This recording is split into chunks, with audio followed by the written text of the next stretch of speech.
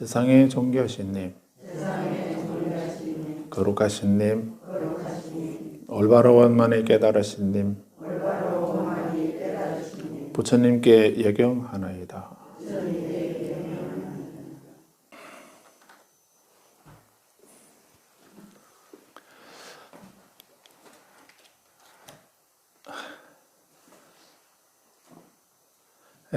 어려운 글자는 없습니다. 까맣게 생겨서 그렇지 어려운 글자는 없습니다. 한번 따라 읽어볼까요? 이 불법 정화인간, 이 불학 미화인생, 이 분리 도화인심, 이 불도 변화인성.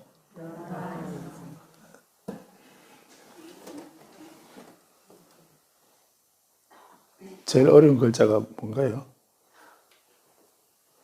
어려운 글자는 없지요? 어려운 글자는 없습니다. 요 변화할 변자, 역속자고. 이 불법, 불법으로, 부처님 가르침으로 우리가 불교를 공부하거나 수행하는 게 어떻게 그 이유가 뭔가 하는 것을 얘기하는 겁니다. 그래서 이 불법 정화인간, 부처님 법으로, 부처님을 가르친 부처님 법으로 인간을 정화한다, 밝힌다. 부처님 법으로서 인간을 정화하고,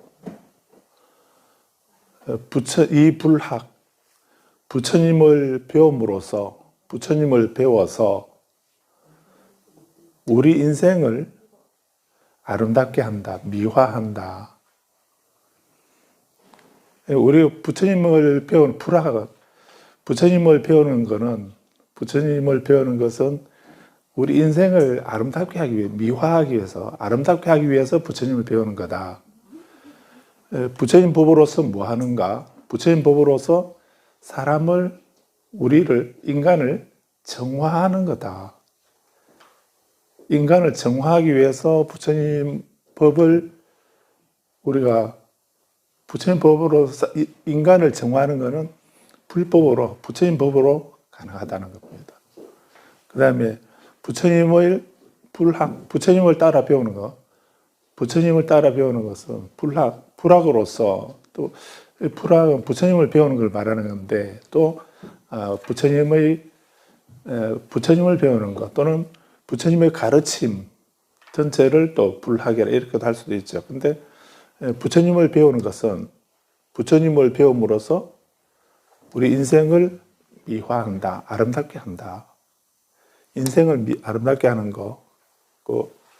그리고 이 분리, 부처님의 도리, 부처님의 이치, 이 분리라 하는 것도 부처님의 이치라는 분리라는 말하고 불학이라는 말하고 불교라는 말 같은 의미로 이해하셔도 됩니다. 부처님의 도리니까 부처님의 가르침 또는 부처님의 진리, 부처님이 말씀하신 진리 또는 부처님이 말씀하신 가르침, 이런 의미도 다 포함하는 말이죠. 그래서 분리, 부처님께서 말씀하신 이치 또는 진리, 그 가르침으로서 도화한다, 구제하고 변화시킨다, 이런 의미니까 뭘 변화시키는가, 뭘 구제하는가, 뭘 바꾸는가, 변화시키는가. 우리들의 마음을 부처님의 가르침, 부처님의 도리로, 불법의 도리로서, 부처님의 가르침으로서 우리들의 마음을 구제한다, 제도한다, 변화시킨다, 바꾼다, 이런 의미로 이해하면 됩니다. 또 같은 말인데요. 또 불도로서, 부처님의 도로서, 도리라고 하기 때문에 불도 같은 의미로 이해해도, 같은 말을 쓸 수 없으니까 의미는 같은데 글자를 바꾸어서 불도로서 부처님의 도, 부처님께서 말씀하신 그 가르침을 불도라 이렇게도 하는 거죠. 그 가르침을 불법이라고도 하고 불리라고도 하고. 그래서 아무튼 글자 그대로는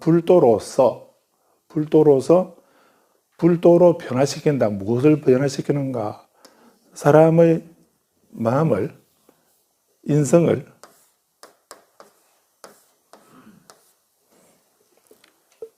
우리들이 인성을 변화시키는 것은 부처님의 도로서 우리들의 인성을 변화시키고 부처님의 도리로서 부처님 가르침, 불법 또는 부처님의 도리로 분리로서 우리들의 사람의 마음을 교화한다 또는 변화시키고 바꾼다, 구제한다 이런 의미. 그다음에 부처님을 따라 배움으로써 부처님을 따라 배우는 것으로서 우리들의 인생을 아름답게 하고 부처님의 가르침, 부처님의 불법으로서 인간을 정화한다. 이해됩니까? 그래서 우리가 이제 불교를 공부하는 이유가 그래서 단순히 우리 원은 두 가지가 있는데 그 일반적인 원하고 궁극적인 원하고 이렇게 얘기할 수 있습니다.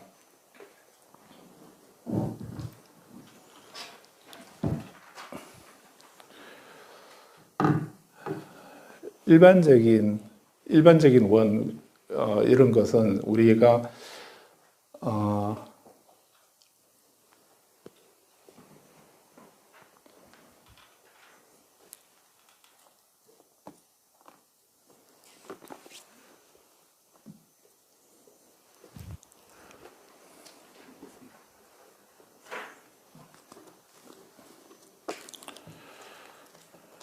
그래서 일반적인 원들은 그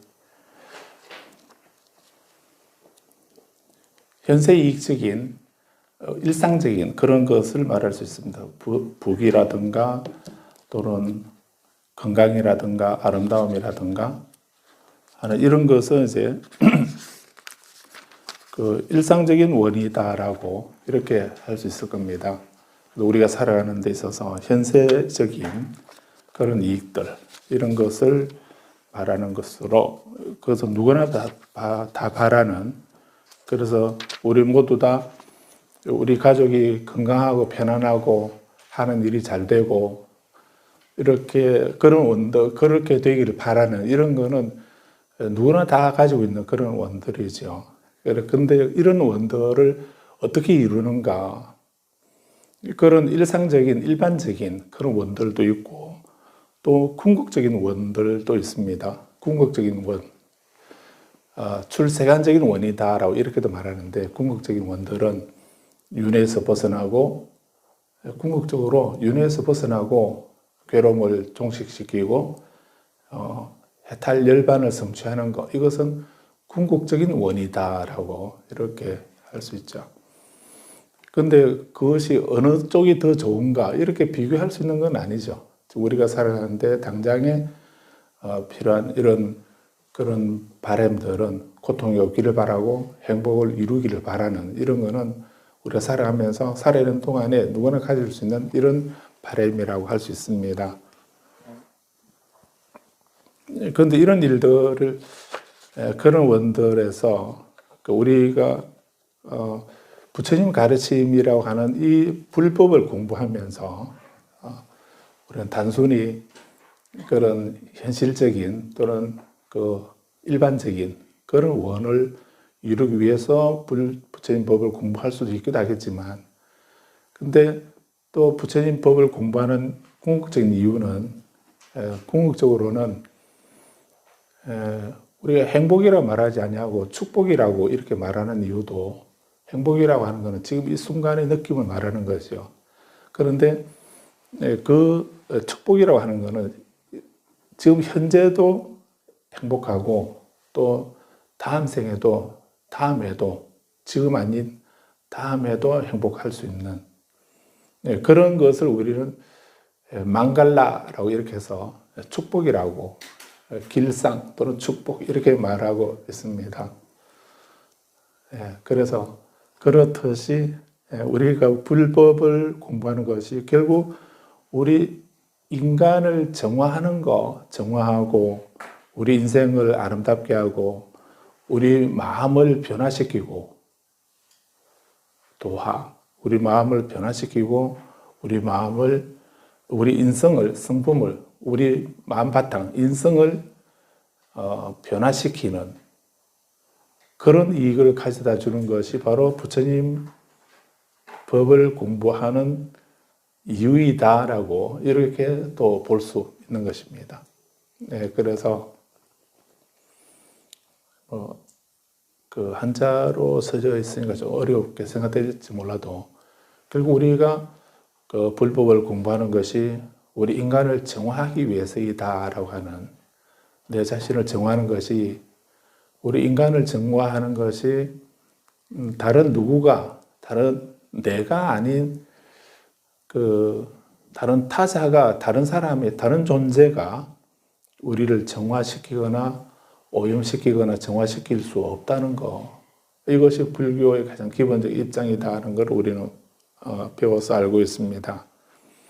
부처님이 태어나실 때 탄생계라고 하는 그 개송에 천상천하 유아독존 삼계계고 온 삼계가 모두 다 고통이다. 삼계계고 아당한지 그 삼계의 고통 모든 고통을 내가 마땅히 편안하게 하리라. 편안하게 하겠다 하는 이 말이거든요. 그래서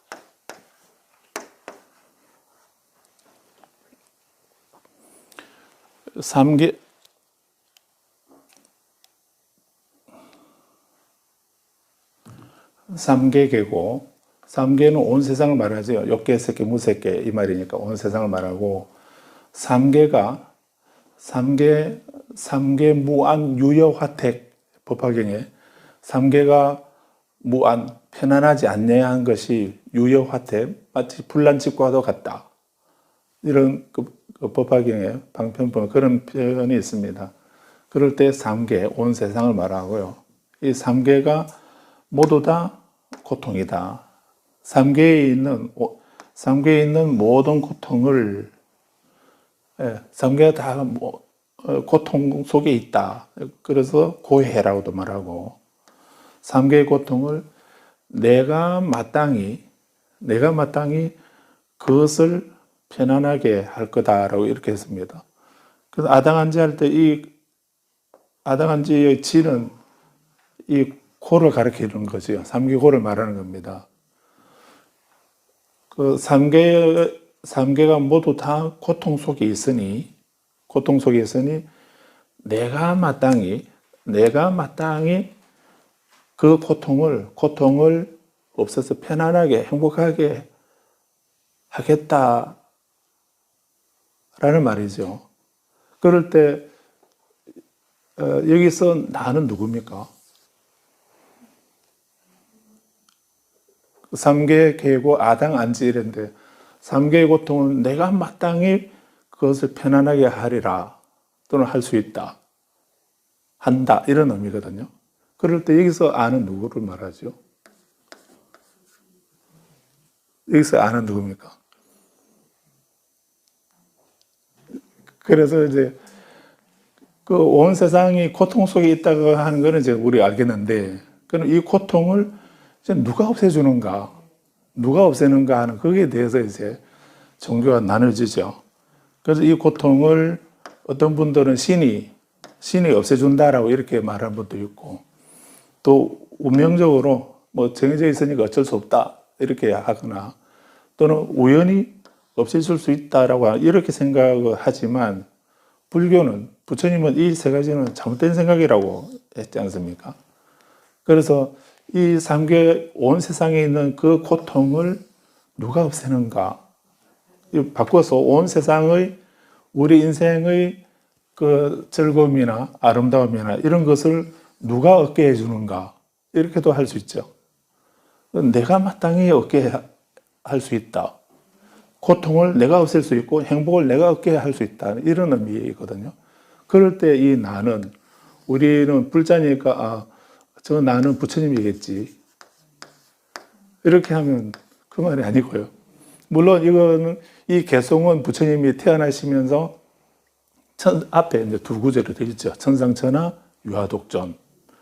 우리는 그것만 알고 계시는데, 그래서 천상천하 유화독, 하늘 위 하늘 아래 온 세상에서 온 세상을 천상천하 이렇게도 표현했고 삼계라고도 표현했다라고 같은 말이라고 이해하면 되거든요.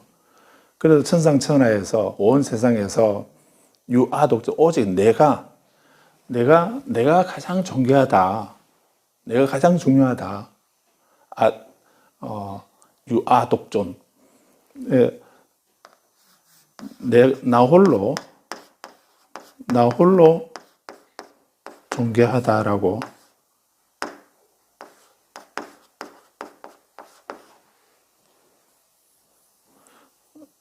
내가 홀로 나만이 존귀하다. 내가 홀로 존귀하다. 그게 유아독존이라 이 말이죠.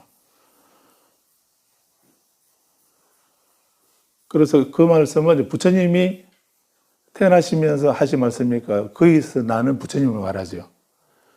그런데 지금 우리가 말하면은 그렇게 말하는 내가 나를 말하는 겁니다. 그래서 천상천하에서 누가 가장 존귀한가? 다른 신이라든가 다른 무엇라든가 어떤 귀하고 소중한 것을 우리는 바깥에 내가 아닌 다른 무엇을 소중하다라고 이렇게 귀하다라고 이렇게 생각하는 습관이 있는데 부처님은 그게 아니다라고 존귀한 게 그렇게 바깥에 있는 그 다른 타자가 아니고 바로 내가 소중하다라고 하는 것을 가리키는 것이 불교라는 얘기입니다. 그래서 천상천하 유아독존 아주 중요한 말씀이죠. 천상천하 유아독존 이렇게 그리고 세 번째 삼계계고 아당한지 이렇게 한 개송을 말씀하신 거거든. 근데 우리는 앞에 두 구절만 이해하고 이 부분, 이 가장 중요한 이 부분은 우리는 별로 기억을 안 하고 계시죠. 그런데 천상천하 유아독존 하게 되면 이것까지도 얘기를 하셔야 되는 겁니다. 삼계계고 아당한지.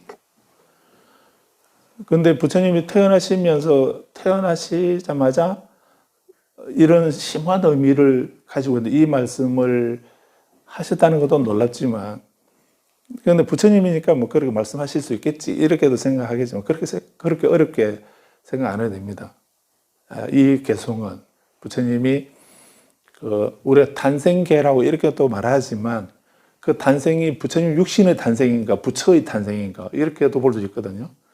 그래서 부처님이 승불하시면서 제1승으로 이렇게 천상천하에서 나라고 하는 내가 가장 소중한 것이구나.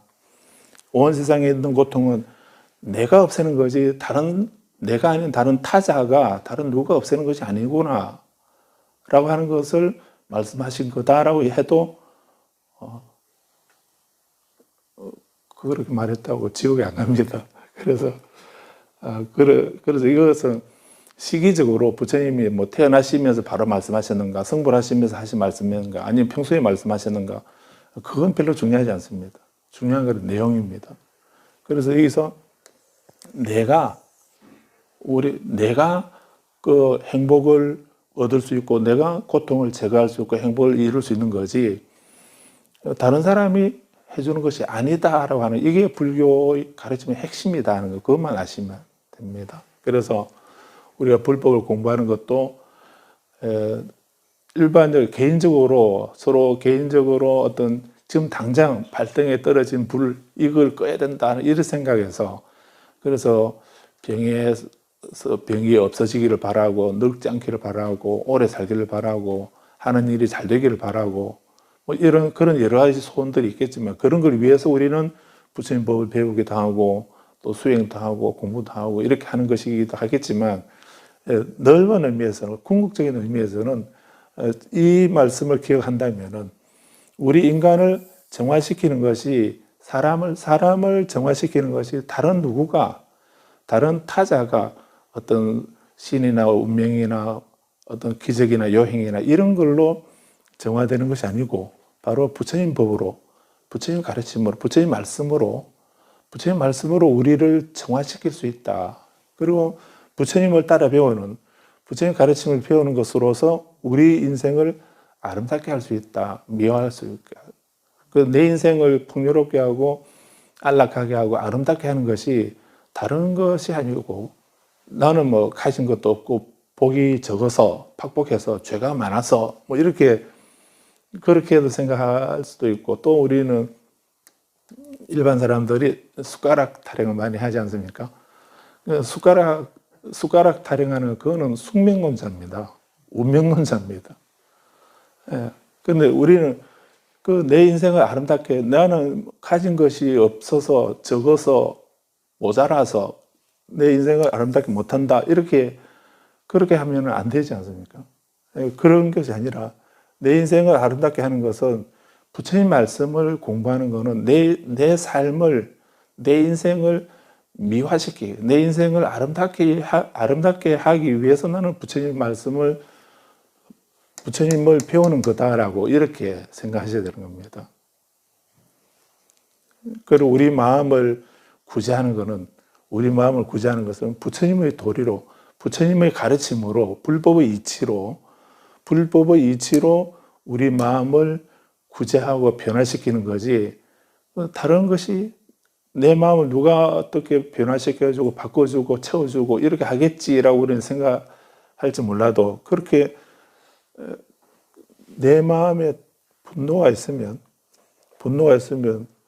그 부처님 가르침으로 부처님이 무상고 무아를 말씀하신 이 가르침을 생각하고 연기법을 생각하고 인과법을 생각하게 되면 내가 얘를 화내서 될 일이 아니구나 하는 것을 우리는 알지 않습니까? 그 부처님 가르침의 이치를 그 말씀의 이치를 우리 생각하게 되면 그 내 마음의 탐욕이나 분노나 어리석음을 없앨 수 있는 거 아닌가요?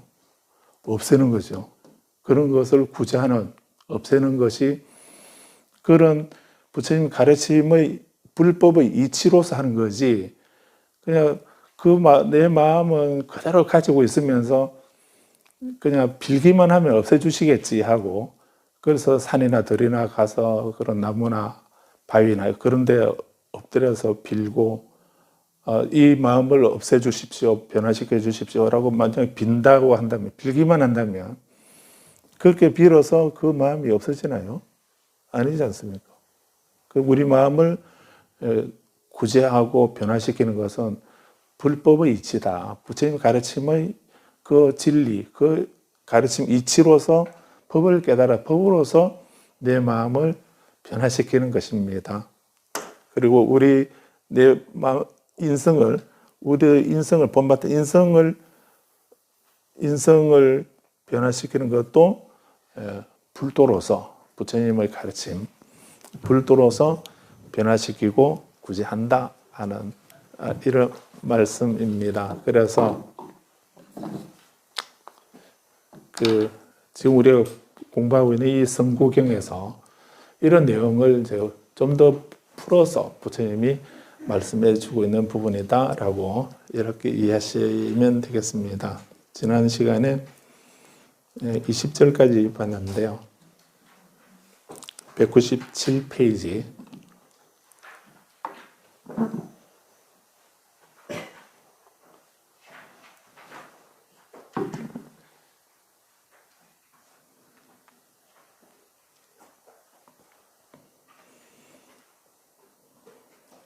그래서 부처님이 출가하신 거 우리는 그 출가 정신을 이제 내일 모레가 부처님 출가하신 날이죠. 부처님 출가하신 날이니까 그날 우리 팔관제계 속에서 5불씩 금식을 한번 할까요? 예, 그런데 출가절 원래 우리 이제 출가절 날 수계하려 했는데 수계를 하려는 이번에는 이제 보름 열반제일 날 15일에 하겠습니다.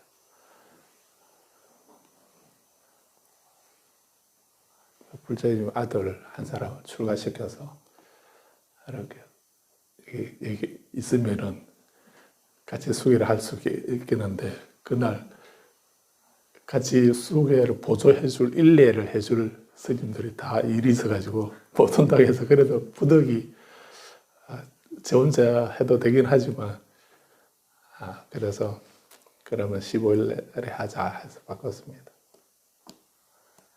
그런데 우리 수계식을 이번에는 15일로 바꿨지만은 출가제일 우리 따로 법회를 안 해도 이제 우리 불교 4대 기념일 중에 하루가 첫 번째가 부처님 태어나신 날, 부처님 태어나신 날, 그다음에 출가하신 날, 또 성도하신 날, 그리고 열반에 뜨신 날 이렇게 해서 4대 기념일이라고 5대 기념일하면 100죽을 넣습니까?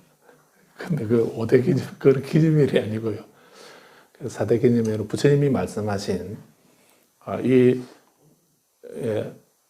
네 가지는 우리가 늘 기념해야 될 그런 날이라고 부처님께서 일러주신 날입니다. 그래서 불교 4대 기념일 이렇게 말하는 겁니다. 그래서 따로 법회를 안 해도 부처님 그날 부처님이 출가하신 그 정신을 되새겨보는 그래서 나도 출가에 네 가지가 있다고 이렇게 말하죠. 출가에 네 가지가 있답니다. 몸이 출가하는 거하고 마음이 출가하는 거 이렇게 해서 네 가지로 말을 하는데 가장 좋은 출가는 몸과 마음이 다 출가하는 겁니다. 예, 가장 안 좋은 출가는 몸과 마음이 아직 출가 말만 하고 몸도 출가 안 하고 마음도 출가 안 하는 상태이고 가장 좋은 출가는 몸과 마음이 다 출가하는 그런 상태이고 그 중간치는 몸은 출가했는데 마음이 출가 안 하는 사람도 있고 마음은 출가했는데 몸이 출가 안 하는 사람도 있기도 합니다. 근데 그것도 다 출가는 출가인데 근데 가장 좋은 출가는 몸과 마음이 다 출가하는 거다. 뭐 이렇게 그것을 이제 몸과 마음이 다 출가하는 것을 호심, 좋을 호자 마음심자에서 호심 출가 이렇게도 얘기합니다. 근데 불자님은 이제 몸은 출가 못했지만 마음은 출가할 수 있겠죠. 예. 그날 다 보따리 사들고 저를 오시면 대책이 안 서니까 그래서 이제 몸은 출가하지 못하시더라도 마음은 출가를 할 수 있도록 이렇게 해보십시오. 그리고 그래서 오늘 우리 이 성구경에서 부처님이 왜 출가하셨는가 하는 그 불교의 출가 정신을 배울 수 있는 그 부분이 바로 이 경이라고 볼 수 있습니다. 그래서 지난 시간에 봤듯이 11번째 절에서 내가 나중에 젊은 청년이 되어서 칠흑 같은 머리카락을 지니고 다복하고 혈기왕성하여 인생의 청춘에 이르렀다. 그렇게 청춘에 이르렀지만은 그 꽃다운 나이에 근데 나는 부모를 즐겁게 하지 않고 그들이 부모가 눈물을 흘리고 통곡하는 가운데 나는 그 칠흑 같은 검은 머리카락을 잘라버리고 누더기 가사를 주워 입고 집에서 집어넣은 곳으로 출가했다. 왜 출가했는가? 그 야수다라 아내도 있고 라훌라 아들도 있고 또 카필라국의 태자이고 그렇게 또 건강한 몸을 가지고 있고 모든 것이 다 갖춰져 있는 그런 분인데 왜 그 혈기왕성할 때 인생의 청춘기에 이르는 그 꽃다운 나이에 왜 부모들이 좋아하지 않고 눈물을 흘리고 통곡을 하고 있는데도 그걸 다 뿌리치고 집을 떠난 머리를 깎아버리고 가사를 입고 집을 나서게 된 이유가 뭔가?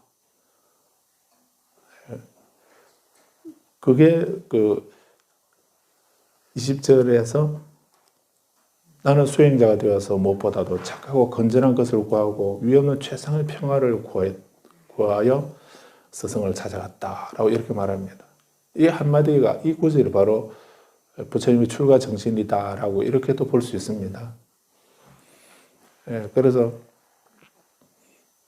뭐가 물질적으로 또 인간관계나 그런 것에서 어떤 부족함이나 이런 것을 거기서 한계를 느끼고 그냥 현실 도피 같은 그런 마음으로 세상을 출가를 하신 것이 아니다는 것을 알 수가 있는 겁니다. 지금은 우리나라는 평균 출가 연령이 되게 높습니다. 뭐 40대 중반 정도 됩니다.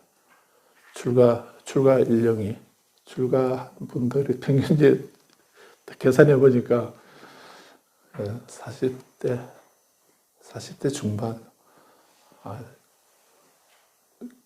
뭐 인생은 60부터다 이렇게 하게 되면 그래도 청년들이 출가하는 것이긴 한데, 그런데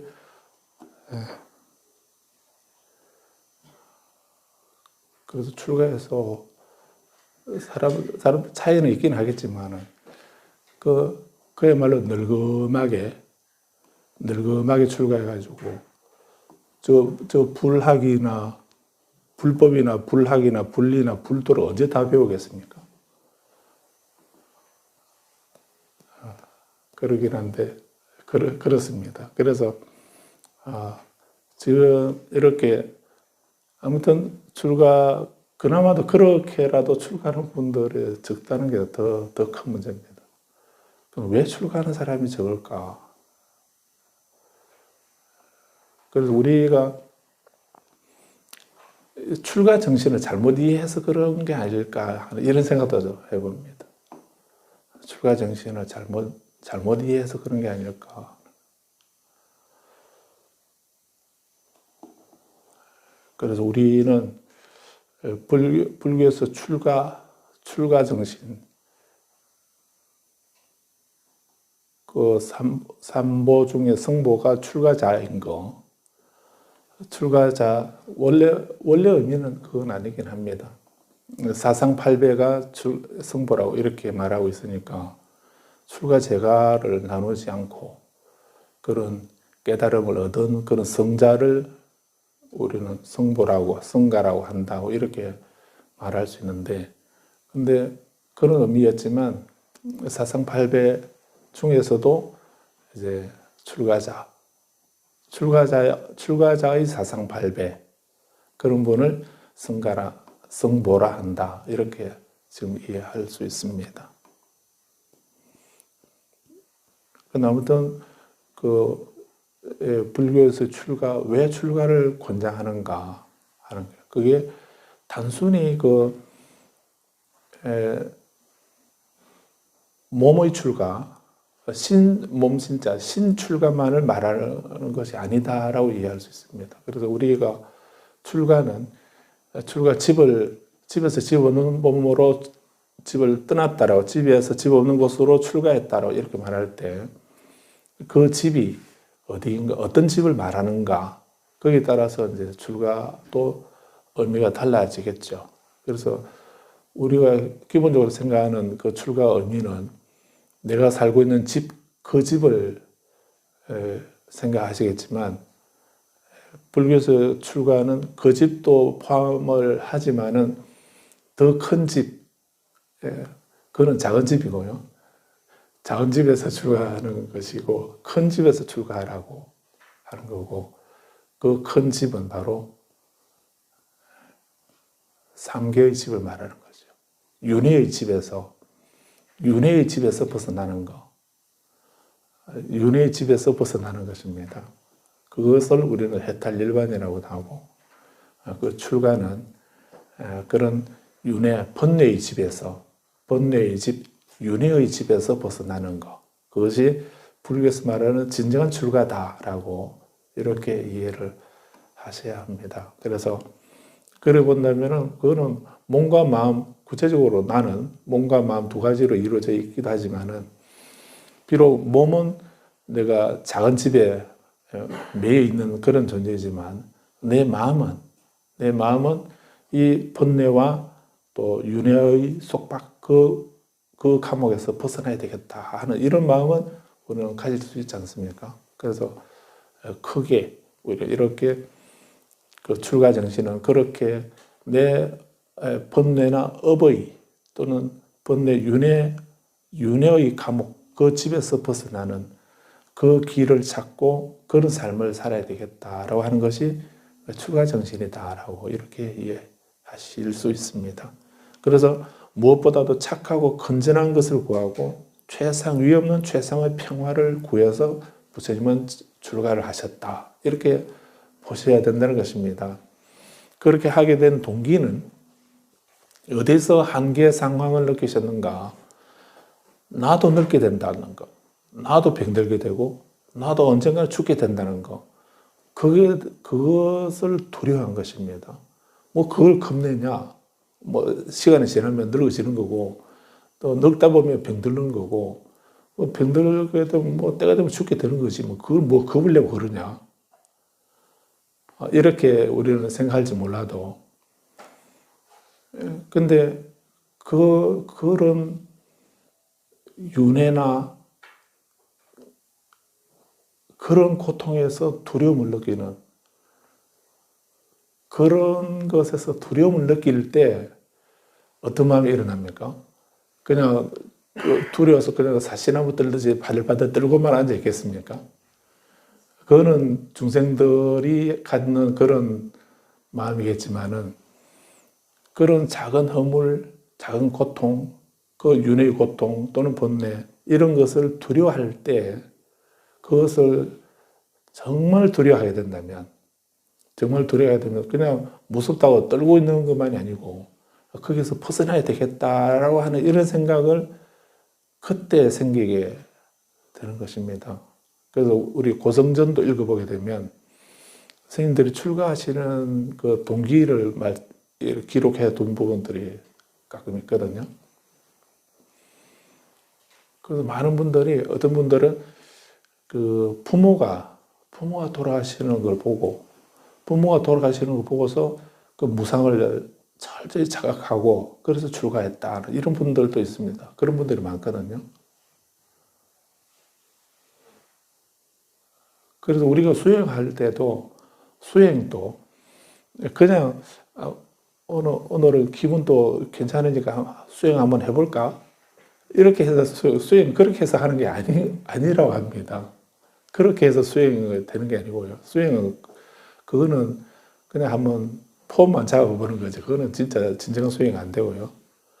그래서 출리심, 종아빠 대사가 말씀하셨듯이 출리심이 있어야 수행의 첫 번째가 출리심인데 그 출리심이 어디에서 생겨나는가?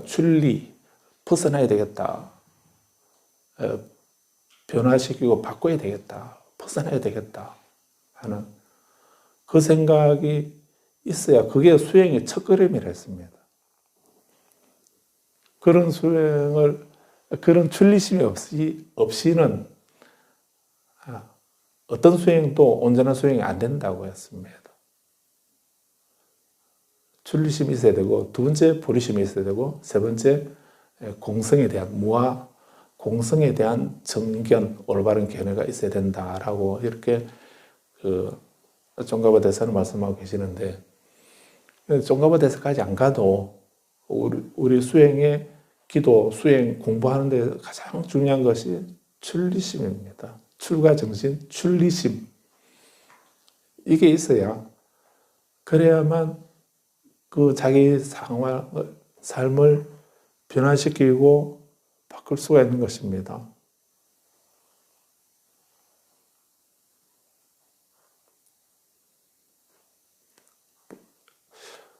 좀 살만한데 이 생각하게 되면 다른 데 이사 절대로 못 가죠. 다른 데를 못 갑니다. 그런데 나 이 집에서 절대로 못 살겠다라고 하는 그런 생각을 해야 그래도 뭐 좀 높이든지 낮추든지 이렇게 해서 다른 데 이사라도 갈 생각을 하지. 뭐 다 편하고 좋은데 왜 가? 이렇게 하게 되면 절대로 못 벗어나지 않습니까? 그래서 수행에 제일 먼저 우리가 해야 될 것이 연불도 좋고 다란이도 좋고 진원 독서하는 것도 괜찮고요. 사마타 위파사나 하는 것도 좋고 독경하는 것도 좋고 사경도 좋고 절하는 것도 다 좋은데 그런 수행에 제일 먼저 해야 될 수행을 그 옛날 스승들은 그렇게 말씀합니다. 제일 먼저 해야 될 것이 백골관이라고. 백골관.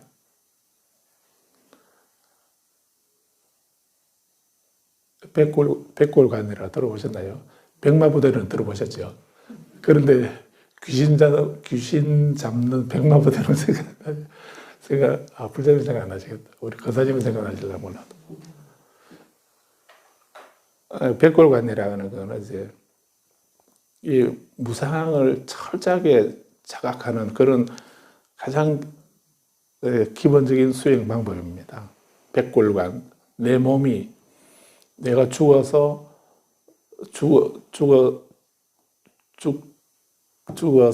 시시각각 몸이 변화되어 가는 그 과정들을 관상하는 것입니다. 숨이 딱 끊어지게 될 때 죽음에 대한 자긍심이 없으면 네가 살아있다는 무슨 소용이 있느냐라고 바다마 삼바오 존자는 그런 말씀도 하셨는데, 근데 사실 우리는 그 읽으면서도 사실은 우리는 나의 죽음에 대한 그런 자긍심, 그런 것이 있나요? 우리는 그런 거 없습니다. 그때 얼마나 무서워하고 얼마나 두려워할지, 그 고통이 어떠할지, 내가 어떻게 감당할 수 있을지, 우리는 그런 생각 대책 없습니다. 대책 없이 그냥 하루하루 이래 살지 않나요?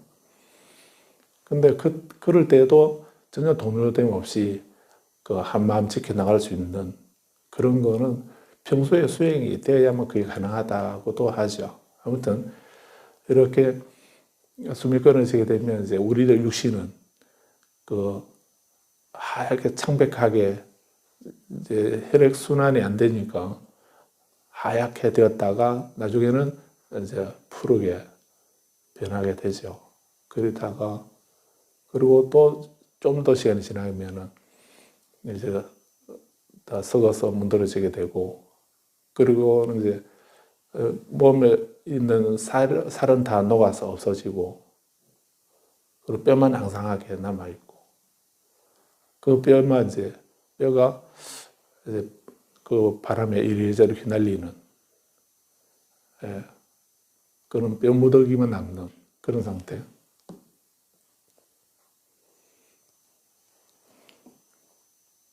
지금 이렇게 건강한 내 육신의 그런 변화 과정을 명상을 하면서 그 변화되어 가는 과정들은 남의 일이 아니고 내 몸이 그렇게 변화되어 가는 과정을 면밀하게 관찰하는 것입니다. 그런 것이 백골관의 가장 기본적인 그런 수행 방법이거든요. 그렇게 변화되어가는 그런 모습을 상상하게 되면 우리 그런 내 몸에 대한 집착이나 그런 망념은 없어지게 되죠. 그렇게 변화되어 가는 그런 그 몸에 대한 애착이나 그런 것을 갈고 다듬고 애착하고 이렇게 하는 것이 얼마나 무모한 짓인가 하는 이런 생각도 하게 되고, 그런 집착을 내려놓을 수 있는 그런 방법이기도 하죠.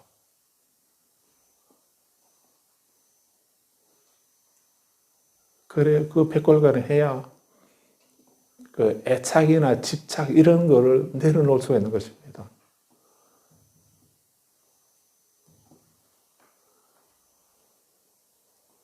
그 우리들의 인심이나 우리들의 마음이나 우리 본성을 이렇게 변화시키는 것은 그런 이치를 관상하지 않고서는 알지 못하고는 그런 도리가 아니고는 우리 마음을 변화시킬 다른 방법은 없습니다.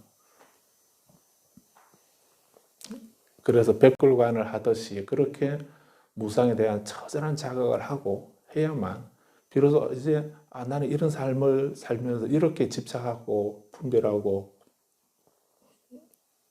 어두운 삶을 살아서는 안 되겠다 하는 그런 자각이 일어나서 내 자신을 변화시키고 바꾸고 정화해야 되겠다 하는 이런 생각까지 가능하게 되는 것입니다.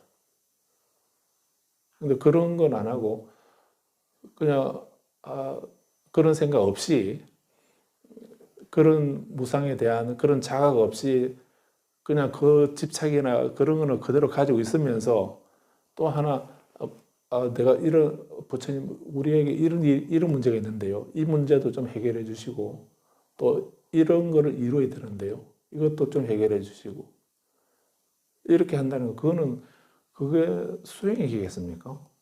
그렇게 빈다고 이러시지 않을 뿐만 아니라 그런 식으로 수행하고 공부하고 또 기도하고 이렇게 한다면 그거는 수행이 아니라 또 다른 집착이나 번뇌를 업을 더 쌓아가는 그런 것밖에는 되지 않은 거죠. 그건 수행이 아닌 것입니다. 깨달음은 그렇게 얻어지는 것이 아니고. 그래서 이게 많이 빗나갔는데 아무튼 우리는 부처님이 출가하신 의도 이거를 정말 철저하게 또 깊이 바르게 이해할 필요가 있습니다. 그래서 나도 이렇게 내 삶을 변화시키고 또 내 인생을 내 삶을 아름답게 할 수 있는 방법이 뭔가 부처님 가르침으로 부처님을 배워서 내 인생을 아름답게 한다라고 이렇게 한다면 나는 부처님은 무엇을 배울 것인가? 부처님은 32상 80종을 갖추고 계시니까 부처님은 그런 특성을 나는 그런 특성 가지고 계신 그분에게 잘 빌어서 마음에 들도록 잘 빌어서 그래서 나도 그렇게 32상 80종을 갖춰야지 이렇게 하면 그게 부처님을 따라 배우는 거겠습니까? 부처님에게 뭘 배우죠? 우리가 부처님에게 배우는 거는 이런 부처님이 왜 출가하셨는가 거기서부터 우리는 배워야 된다고 봅니다. 그래서 부처님의 출가가 일반 사람들이 너무 쉽게 말할 때 그 어떤 그 부모 처자 다 버리고 도망갔다고 현실 도피. 그래서 카필라국이 인도에서 그냥 큰 나라 다니고 성읍국가 작은 나라였거든요. 그런데 언제 없어질지도 모르는 우리나라보다도 더 작은 그런 성읍 국가로 조그마한 작은 나라였거든요. 국가라고도 할 수 없는 그런 작은 나라였는데 언제 없어질지도 모르는 그런 불안한 그런 약소 국가의 왕자였다고 하죠. 그 정치적으로 보면은 언제 강독에게 언제 먹힐지 모르는 그런 불안한 그런 작은 나라의 왕자라고 하더라도 뭐 언제 없어질지도 모르는데 그러니까 좀 부처님이 고타마 시타르타 왕자가 국제 감각이 좀 탁월해 가지고 그래서 이 조그마한 나라에 내가 왕이 돼 가지고 뭐 몇 년 이렇게 편하게 사는 그게 무슨 의미가 있겠냐. 그러니 차라리 내가 출가를 해서 진리의 포방이 되어 가지고 온 세상을 다스리는 그런 법왕이 되어야 되겠다. 그렇게 해서 출가했다고 말하는 사람도 있습니다. 부처님 출가가 그 때문에 출가하셨다고 하면 좀 거시기하지요. 그래서 우리가 부처님 출가 정신을 잘못 이해하게 되면 그런 식으로도 보는 겁니다. 좀 뭐 아니면은 야수다라 비하고 싸워가지고 성질나서 그냥 도망하셨는가.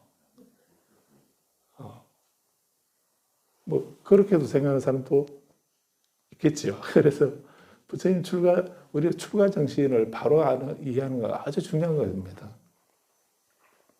불교는 부처님 출가에서부터 시작됐다고 할 수도 있죠. 그래서 그래서 이 경이 중요한 겁니다. 이 경은 부처님 다른 경전에서 부처님이 이렇게 출가하시기 이전에 부모를 즐겁게 하지 않고 그들이 눈물을 흘리고 통곡하는 가운데 출가하게 된 그 이전에 일어났던 일들은 부처님이 성문 밖으로 소풍을 나갔다가 민정시찰까지는 아니었죠. 바깥으로 성 밖으로 이제 나들이를 나갔다가 그 늙은 사람, 병든 사람, 죽은 사람, 출가자 이렇게 네 종류의 사람을 만나면서 그래서 비로소 나도 늙게 되고 나도 병들게 되고 나도 죽게 된다 하는 이 상황에 대해서 처절하게 자각을 하시고 그래서 그렇게 늙고 병들고 죽지 않는 그 길을 구해서 집을 떠나서 수행하는 사람, 이 수행자를 만나면서 북쪽에서 그 수행자를 만나고는 나도 출가해야 되겠다 이렇게 결심하셨다는 겁니다. 그래서 크게 보게 되면 이렇게 무엇보다도 착하고 건전한 것, 또 그것을 구하고 또 위에 없는 최상의 평화를 구해서 나는 출가했다. 이 말씀의 무게를 생각하시면서 특히 우리 부처님 출가절 날 이렇게 부처님의 출가 정신을 다시 한번 새겨보면서 우리는 나는 몸과 마음이 다 출가하면 더 좋고 근데 몸이 출가 못한다면 마음이라도 출가할 수 있도록 이렇게 불자님들은 그렇게 생각하시면 좋겠다는 생각이 들어서 한 번 더 말씀드렸습니다. 그리고 알라라 깔라마라고 하는 이 선인을 찾아가서 고행을 하시기 전에 먼저 이 선인들을 찾아가서 수행을 했다는 것을 먼저 말씀하고 있습니다. 그래서 부처님 처음부터 고행을 하신 것이 아니다는 것을 알 수 있죠. 그래서 이렇게 정신적으로 높은 단계에 도달한 그런 선인들이 가르치는 그 가르침을 받으면서 수행을 하셨다는 거죠. 그래서 그 스승을 찾아가서 수행할 때에 적당히 대충 공부하신 것이 아니고 어떻게 공부하셨는가 21절에서 이제 부처님 시다르타 왕자가 이제 그 스승에게 묻죠. 전자깔라마여 그들은 어떻게 나는 스스로 알고 깨달아 성취했다라고 주장하는 것입니까? 당신 무엇을 깨달았다고 말씀하는가라고 이렇게 물은 것으로 볼 수 있습니다. 그러니까 이제 알라라 깔라마는 아무것도 없는 경지에 관해서 알려줬다. 무소유처라고 그럽니다. 무소유처라고 하는 이 선정은 여기 밑에 213번 각 줄을 보시면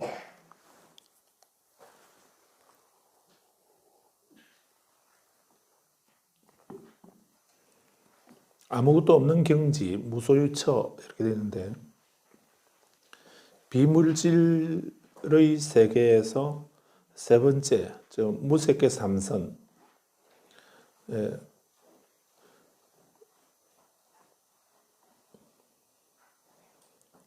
아무것도 없는 경지로 끝나는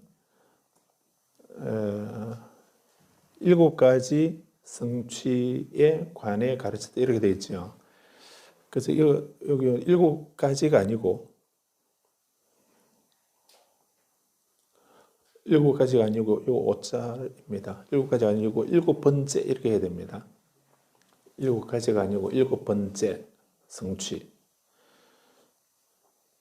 그래서 알라라 깔라마에게는 그에게는 아무것도 없는 경지라고 하는 그 무소유처로 끝나는 7번째 성취에 관해서 가르쳤다 이런 말이거든요. 그래서 8성취라고 합니다. 8가지 성취 또는 8선정이라고도 하고 팔성취라고 말하는데,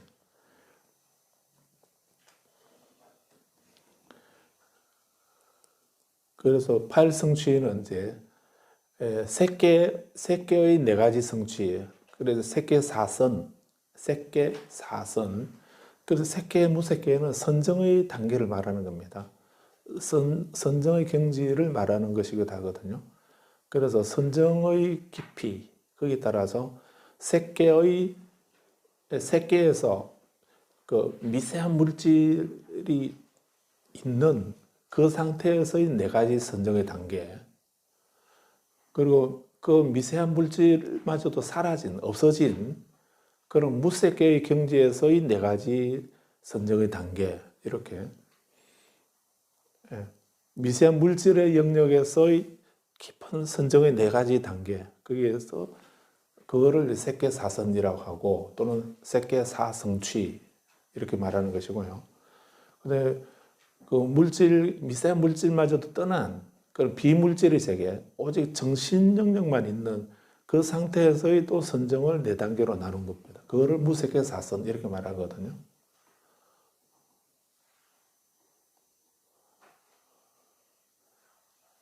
그래서 무색계사선은 첫 번째는 공간, 공무변체입니다. 무한한 공간, 이런 그런 의미로 공무변, 처라는 것을 처소, 장소 이런 의미인데 선정의 단계를 경지를 말합니다. 공간적으로 무한한, 끝없이.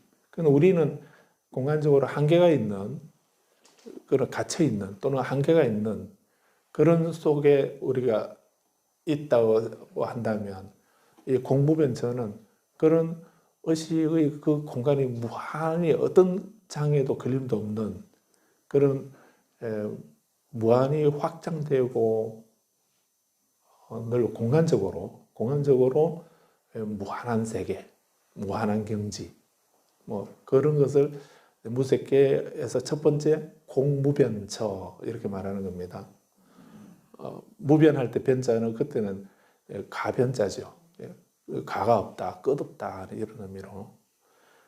그 다음에 두 번째는 식무변처입니다.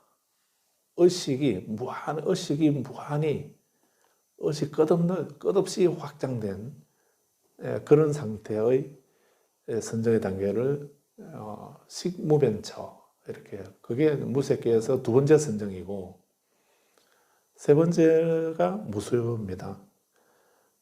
그래서 비물질의 세계에서 세 번째다 이렇게 말한 거죠.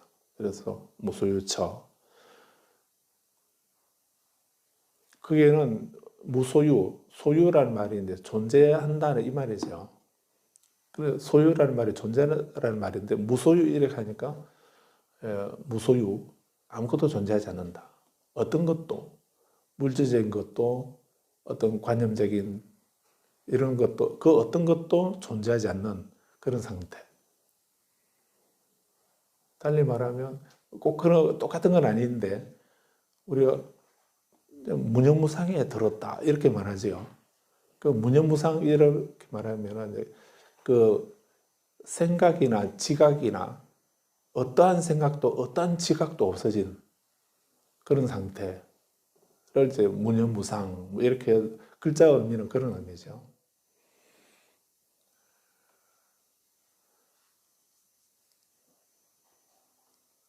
그 어떤 생각도 일어나지 않는, 어떤 지각도 없는 그런 상태를 이제 여기서 어떠한 것도 그게 존재하지 않는 삼매, 그런 것을 무소유처 삼매라고 이렇게 한다는 겁니다. 그래서 가끔 우리가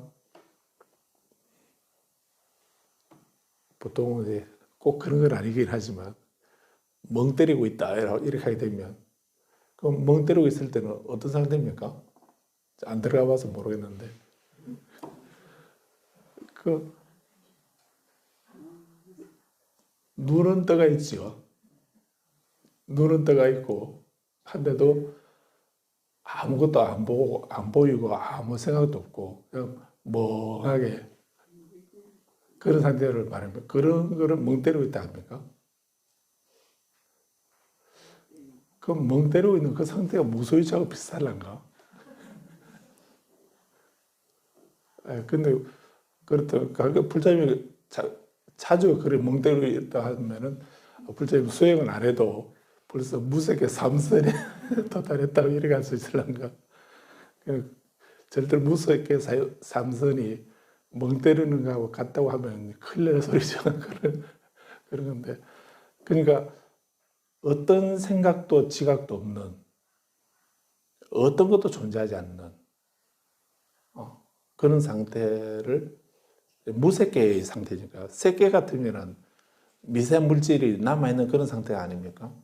근데 무색계니까 그런 미세한 물질의 영역마저도 사라져버리고 없는 오로지 정신만 있는 그 상태가 무색계이기 때문에, 그래서 무소유, 정신에 존재하는 거, 정신 영역에 존재하는 거, 있는 거, 소유한 거, 소유하는, 즉 존재하는 이런 거는 생각이나 지각이죠. 관념이나 생각이나 지각이나 분별이나 이런 그런 것을 말하겠죠. 근데 우리는 그런 것이 매 순간 잠을 자면서도 우리는 그런 생각은 계속 의식은 활동하거든요. 잠잘 때도 의식은 잠을 안 잡니다. 의식이 잠잘 때가 두 가지 경우 잠을 자죠. 언제 잡니까? 예, 의식이 잠잘 때가 일반적으로 일반 사람들 의식이 잠자는 거는 또 혼수 상태일 때, 혼이 지금 잠자고 있다고 해서 혼수라고 합니다. 혼수 상태일 때, 그 다음에 죽었을 때. 그 말고는 이제 우리 의식은 계속 활동하게 돼 있죠. 그런데 이제 선정에 들게 되면 그렇게 그 의식이 이렇게 무소유처에 도달하게 되면은 그 의식의 작용이 멈추는 거죠. 어떤 생각도 어떤 지각도 없는, 어떤 것도 존재하지 않는 그런 상태가 되는, 그것을 이제 그 무색해서 최고 단계도 아니고 세 번째밖에 안 된다는, 세 번째밖에 안 되는데도 우리는 혹시 그런 상태를 경험하게 되면 본인이 이제 도인 다 된 것처럼 이렇게 생각하는 사람도 있습니다. 근데 불교는 그 깨달음은 그걸 말하지 않습니다.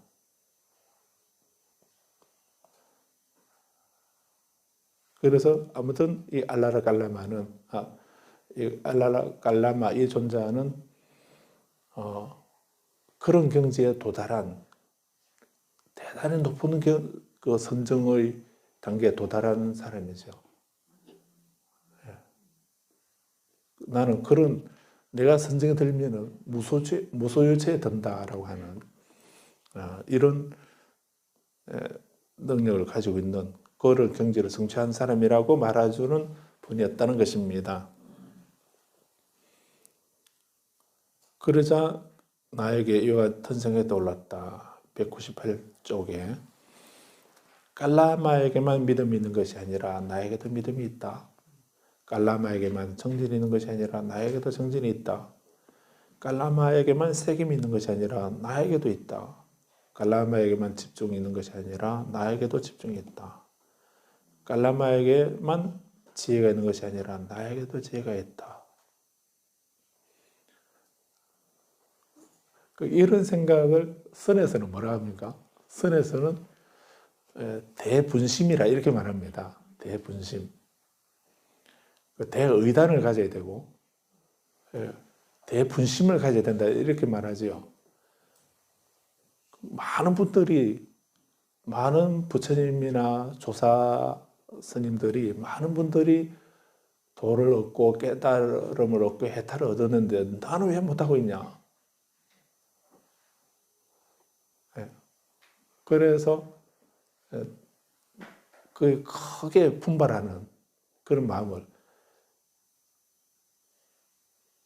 마음을 대분심이라 이렇게 말하는 겁니다. 화내는 걸 말하는 게 아니고요. 그것도 일종의 화내는 마음이긴 하죠. 그 누구에게 화냅니까? 우리는 누구에게 화내죠? 옆 사람에게 화내잖아요. 옆 사람에게 우리는 화내는데 대분심의 화는 자기에게 내는 겁니다.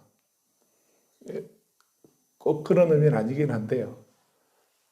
아초결에 동방에 악쇼비아 붓다. 아촉불이죠. 아촉불을 이제 한문으로는 아촉이라는 말은 인도 말이고요. 번역해서 부동열애라고 이렇게도 번역합니다. 동요하지 않는다. 부동열애 이렇게 말하는데.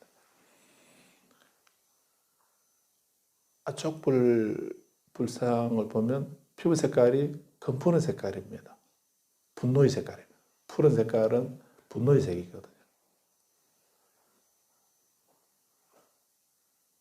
불자님 모르시겠지만 옛날에 헐크라는 사람이 있었습니다. 이 사람이 평소에는 그 보샤시하게 예쁜 피부 색깔인데 화만 났다면 그냥 옷이 뭐 다 터져버리고 뭐 그러면서 피부 색깔도 어떻게 되던가요? 푸른 색깔로 바뀌어버립니다. 그래서 괴력이 생겨가지고요. 아주 그런 분이 그분은 헐크라고. 우리는 마깔라라든지 야만타카라든지 하얀 그리바라든지 하는 이런 분들의 색깔이 금푸른 색깔이에요. 아총열에도 금푸른 색깔입니다. 그래서 그 색깔이 분노의 색깔이라고 그러는데 그 아총열애가 왜 그렇게 분노하시는가?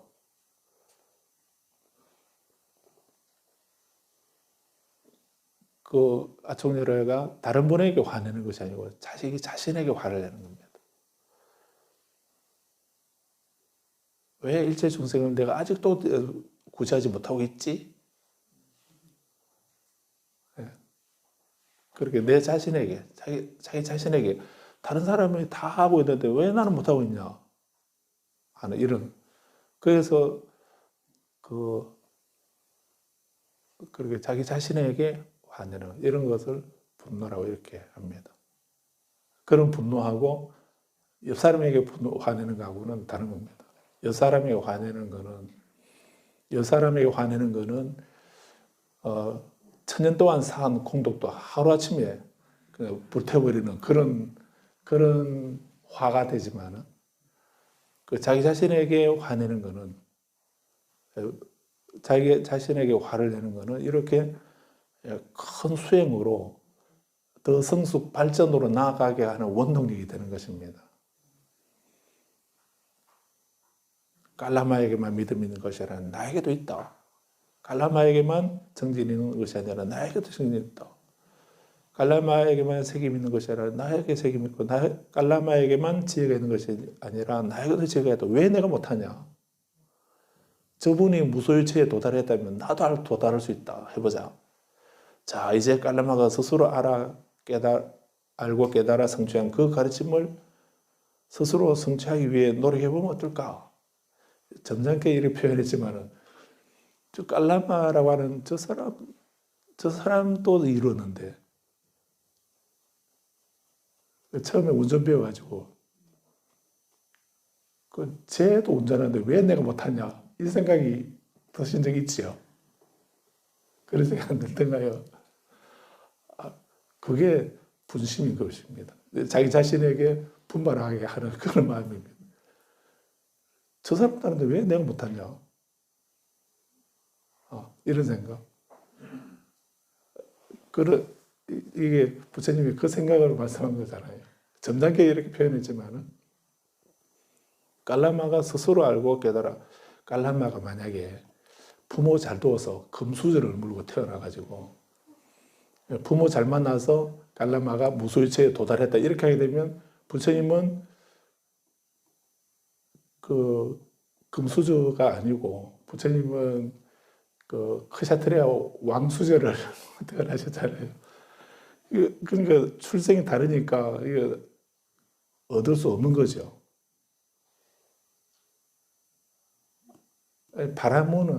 인도의 바라무는 출생에 있는 겁니다. 행위에 있는 것이 아니고 출생에 있습니다. 그러니까 바라문이나 왕족이나 이 카스트 계급이 인도에서는 그건 태생에 있습니다. 그 집안에 태어나게 되면 자동적으로 그 계급이 되는 것입니다.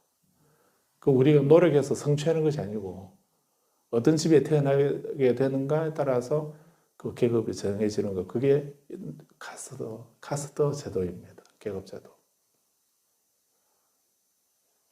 그래서 이 알라라 깔라마가 무소유처를 그 조상에게 물려받은 그 태생적으로 그 집안에 태어났기 때문에 무소유처를 얻은 그런 것이라고 한다면은 안 되죠.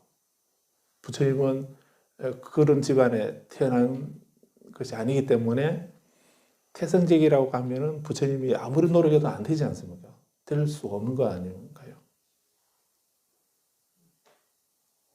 태생의 운명을 말하는 겁니다. 운명적으로, 만약에 운명적으로 또는 다른 누구가 주어서 이 무소유처를 얻었다고 이렇게 한다면은 난 안 되겠네. 이렇게 체념하거나 포기해야 되죠. 그런데 알라라 깔라마가 그 높은 단계의 그 정신적으로 높은 단계 무소유처라고 하는 그 단계 그 경제를 어떻게 했다고 했나요?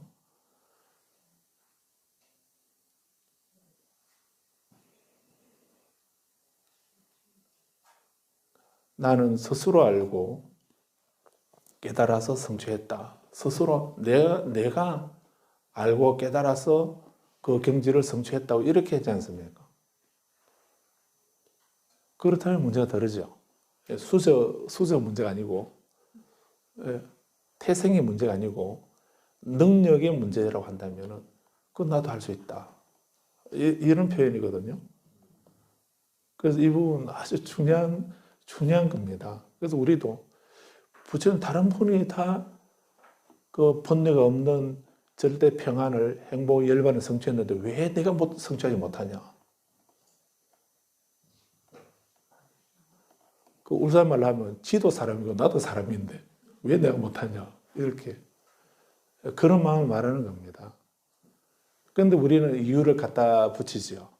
나는 가진 게 없고 힘이 약하고 뭐 능력이 없어서 재주가 없어서 때가 안 맞아서 운이 없어서 뭐 여러 핑계를 갖다 대면서 못한다고 결정 지어버리지 않습니까?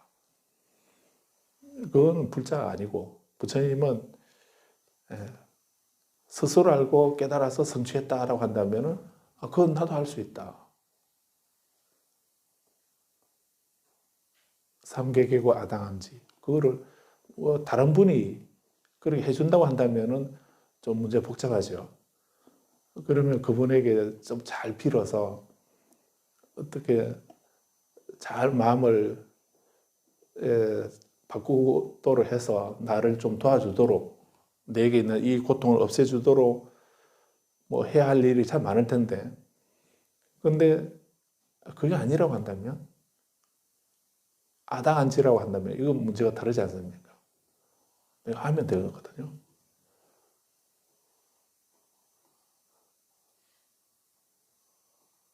그래서 육아글에 그런 말씀이 있습니다. 여기까지만 말씀드릴까요?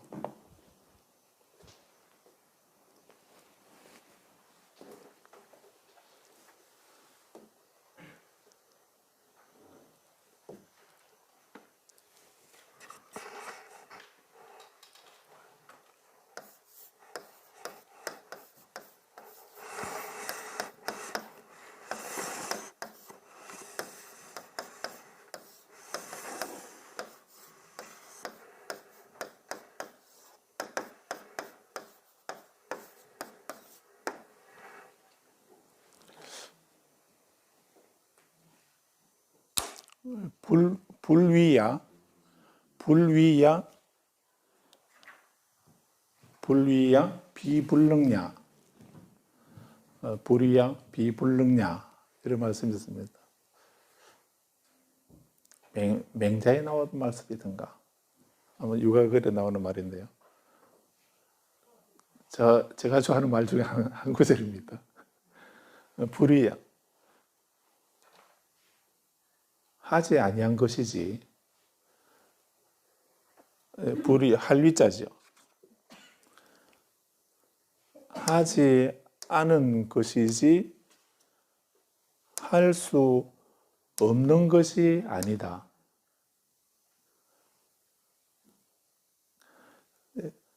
하지 않은 것이지 하지 않은 것이지 물론 할 수 없는 것이 아니다.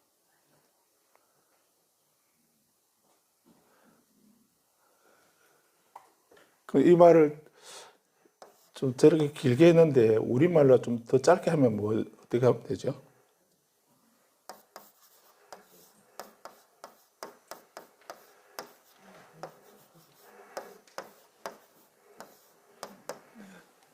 불자님이 제 가원처럼 쓰고 있는 말 하면 된다. 이 말을 줄이면 하면 된다 이 말이고요. 근데 좀 어렵게 좀 안 유식한 척 이렇게 말하면은 하지 않을 뿐이지 하지 않았을 뿐이지 할 수 없는 것은 아니다. 그러니까 하면 된다. 이렇게. 그래서 만약에 다른 누구가 어떻게 해결해주고 이렇게 하는 것 같으면 이게 안 되죠. 아무리 해도 안 되죠. 만약에 하느님이 하시거나 또는 운명적으로 딱 그렇게 되도록 정해져 있고 이렇게 하면 아무리 해도 안 되죠. 그렇게 아무리 해도 안 되는데 근데 불교 입장에서 보면은 그게 아니기 때문에 우리가 내가 안 했을 뿐이지 할 수 없는 거 아니다라고 하는 이게 부처님 가르치면 핵심은 바로 이겁니다. 하면 되는 겁니다. 그래서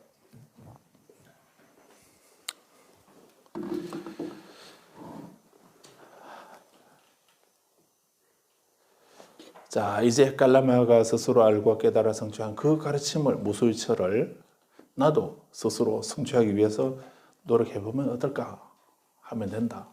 한번 해보자. 이렇게 해서 이제 수행을 하시다는 겁니다. 우리는 부처님이 뭘 배워야 되는가? 이런 자세를 배워야 되는 겁니다. 원래는 내가 삼재가 들었어. 안 되고. 오늘은 일질이 안 좋아서 안 되고. 오늘은 기분이 꿀꿀해서 안 되고. 뭐, 이렇게 핑계 대면 우리 할 게 아무것도 없습니다. 되는 것도 없고요. 그런데 우리는 부처님의 이런 출가 정신, 또 이런 분심, 옆 사람에게는 옆 사람에게 화낼 때는 이 지경에서 어떻게 화내라든가요? 미소 지면서 화내라. 옆 사람에게는 미소 지면서 화내고 자기 자신에게는 대분심을 일으켜야 됩니다. 깔라마에게만 믿음 있는 게 아니야. 나도 있다. 그분에게만 정진이 있고 책임이 있고 집중 지혜가 있는 것이 아니라 나에게도 있다. 그러니까 똑같은 나도 할 수 있는데 내가 왜 못하겠냐. 나도 한번 해보자. 이런 마음으로 지약 행선을 하게 되면 우리가 바라는 위없는 최상의 평화, 안원, 행복을 얻을 수 있다는 확신을 가질 수 있습니다.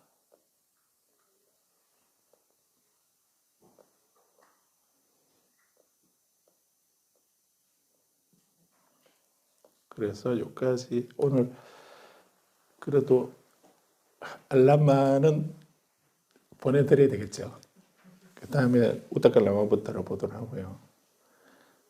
그래서 부처님이 정진을 하셔서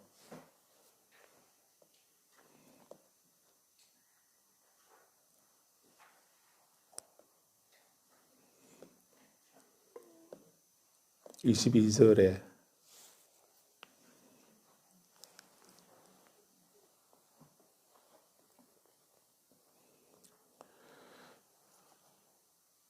존자 깔라마여 그대는 이렇게 나는 스스로 알고 깨달아 성취했다고 주장하는 겁니까? 나는 이렇게 깨달아 성취했다고 주장하는 것입니다. 나도 역시 이렇게 그 가르침에 대해 스스로 알고 깨달아 성취했습니다. 이렇게 이제 말씀을 드리죠.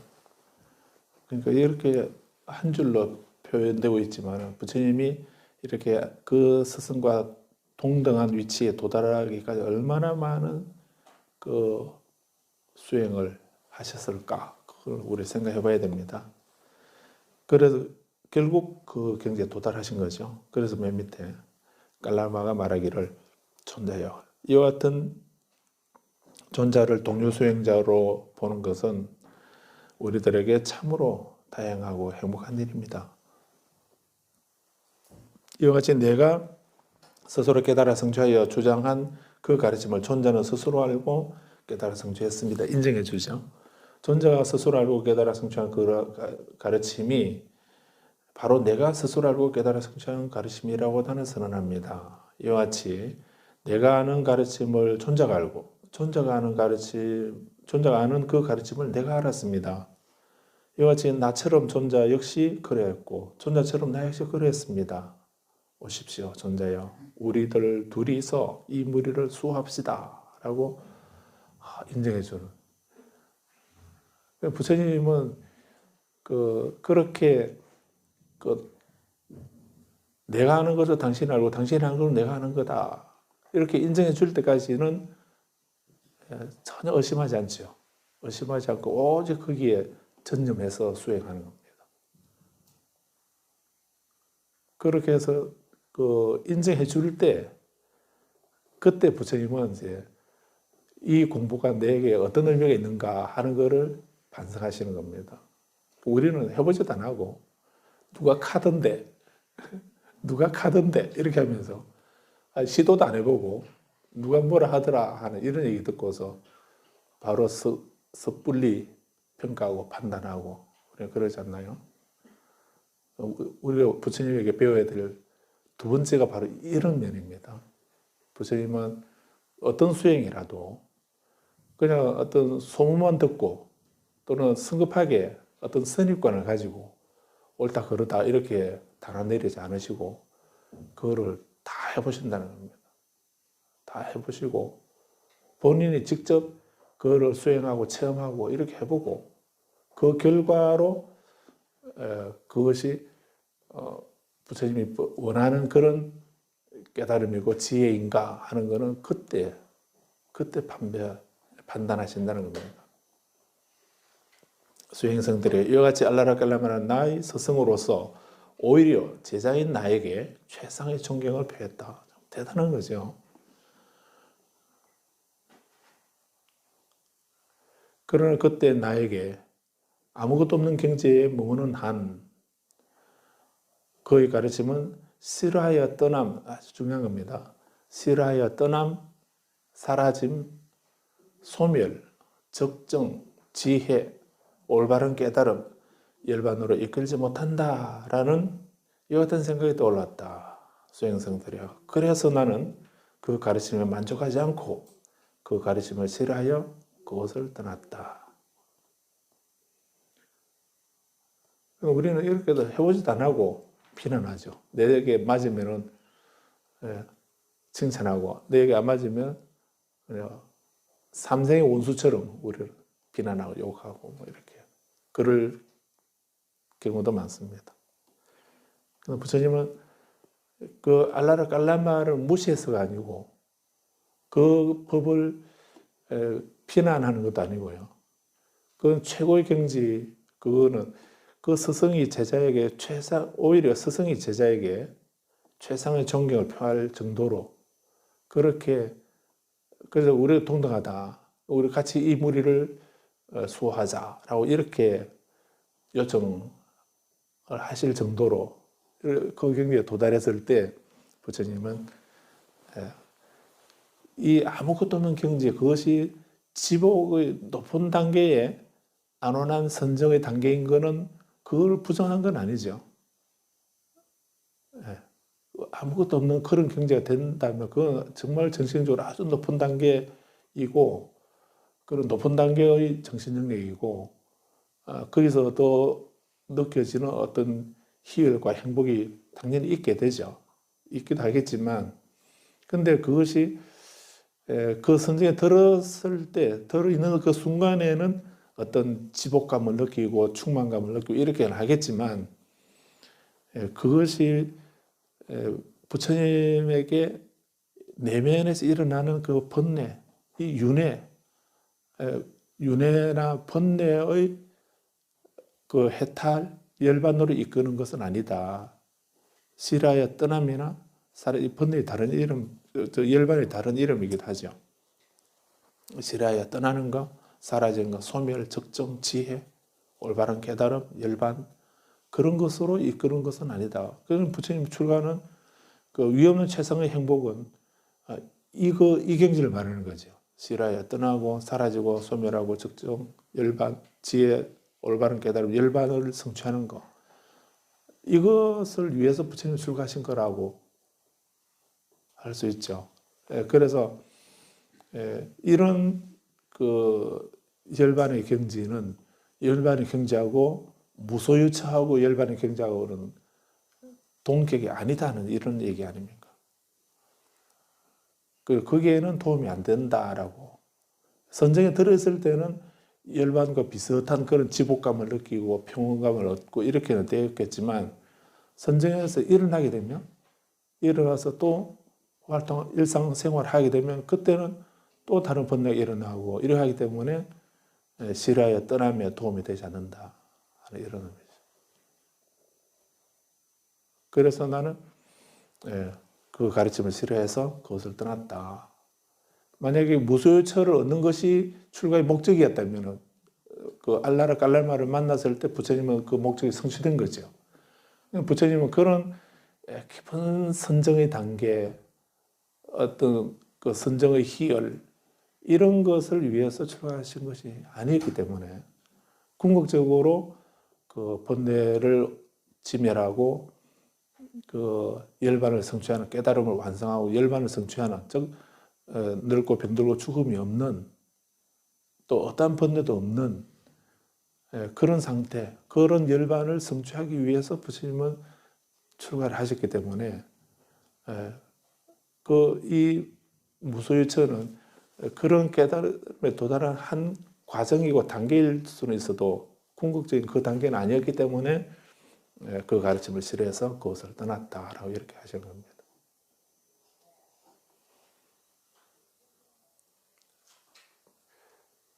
그리고 두 번째 선인을 찾아간 분이 이제 우타칼 라마부타를 찾아가게 됩니다. 이분이 이제 무색계 제4선에 도달하신 분입니다. 우타칼 라마부타는 그 알라라 깔라마보다 한 단계 더 높은 선정에 도달한 그 무색계 네 가지 선정 가운데 궁극의 정점에 도달한 그런 분이었다라고 하죠.